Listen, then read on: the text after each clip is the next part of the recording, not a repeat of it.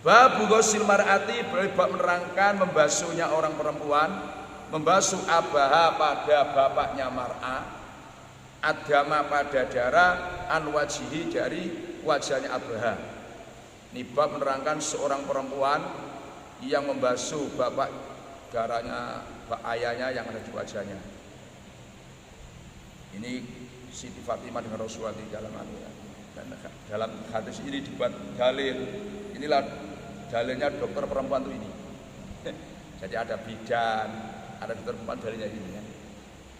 Qala berkata Abul Aliya, siapa Abul Aliya, imsahu, ketika beliau sakit kakinya, imsahu, mengusaplah kamu semua, ala rijli, atas kaki saya, fa innaha, karena sesungguhnya rijli maridotun, itu sakit, fa innaha, karena, jadi fa itu kalau setelah amar itu kan sebab fa innaha, karena sesungguhnya rijli itu maridotun, sakit.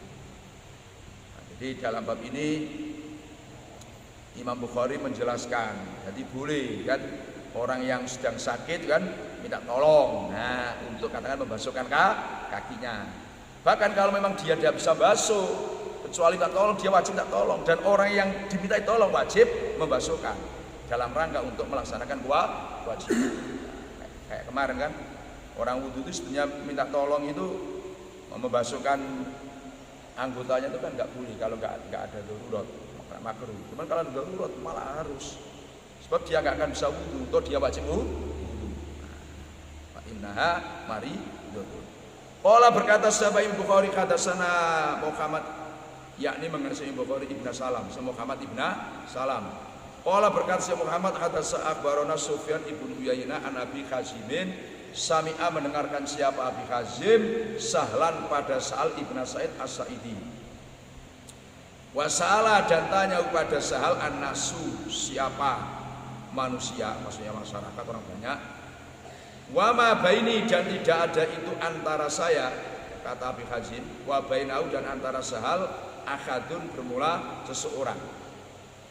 Ditanya begini, bi ay syai'in, dengan apa sesuatu, duwiya, diobati, surhun Nabi, apa lukanya Nabi Muhammad sallallahu alaihi wasallam.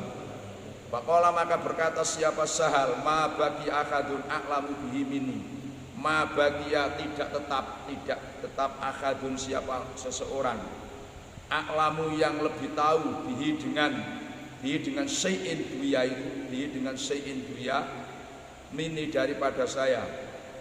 Karena ada Aliun, siapa Sayyidina Ali, yajibu, itu datang siapa Ali, bitursihi, dengan membawa perisainya atau tamengnya, bitursihi, dengan membawa tamengnya Ali, fihi, yang itu di dalam tursihi, fihi, yang di dalam tursihi, ma'un, bermula air, wa Fatimah, itu bermula Fatimah, tagsilu, itu membasuh siapa Fatimah, an wajhi, dari wajahnya Nabi, adama, pada darah.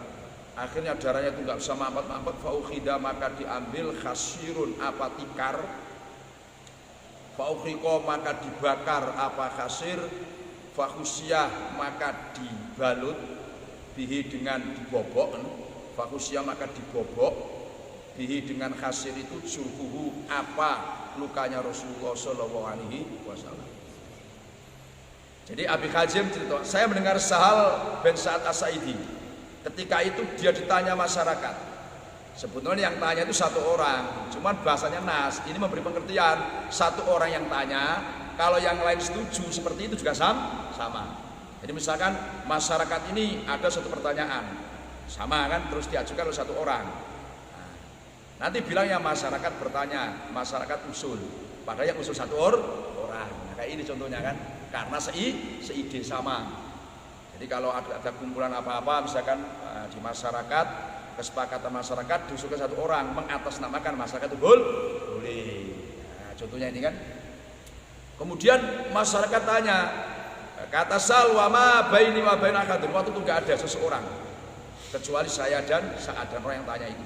Pertanyaannya, bisai bi'aisya'in duya, dengan apakah wahai Sahal luka Rasulullah diobati? Kata Sahal, ma bagi akadun, tidak ada seseorang yang masih hidup. Nah, memang dia zaman itu di Madinah, sahabat yang terakhir beliau ini. Nah, jadi Sahal bin Sa'ad itu sahabat yang terakhir. Tidak ada seorang yang tahu pokoknya. Nah, daripada obat yang digunakan atau sesuatu yang digunakan mengobati Nabi daripada saya. Memang waktu itu beliau sendiri yang kawan-kawan sudah meninggal dunia. Nah, ini boleh.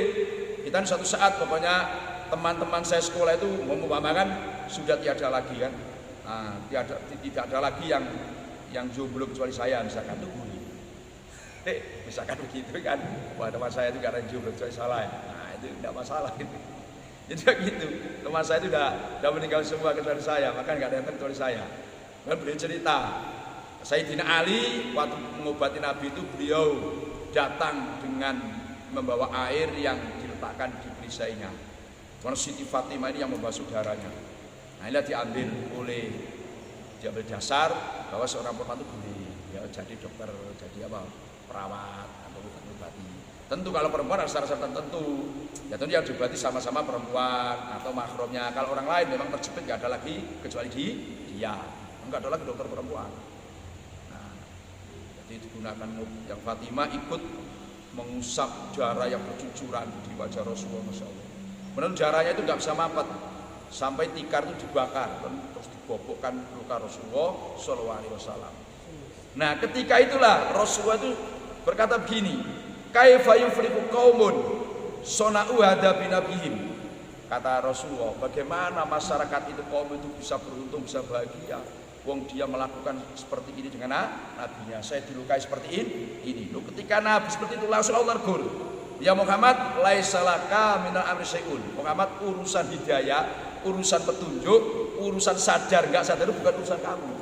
Itu urusan saya itu sampaikan aja. Nah, jadi ketika Nabi itu saya tidak payah-payah gampang juga kan sudah nyampaikan saya malah sakit seperti ini, mereka nggak malah sadar, malah tegur oleh Allah, laisa laka minal amri syai'un.